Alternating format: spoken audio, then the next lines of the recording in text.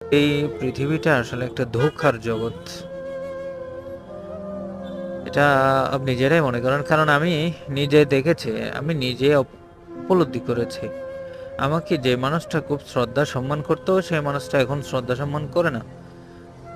এটা না করার পিছনে আমি না, আসলে না করার পিছনে এটা একটা হেতু হচ্ছে মানুষের চোখের ধোঁকা। আমি মনে করছি আমি যা দেখেছিলাম তাই সত্য, শায়দ তাই সবকিছু। বাট এখন যেটা অবজার্ভ করছি সেটা হচ্ছে সবই মিথ্যা, বানোয়াট এবং ধোঁকা।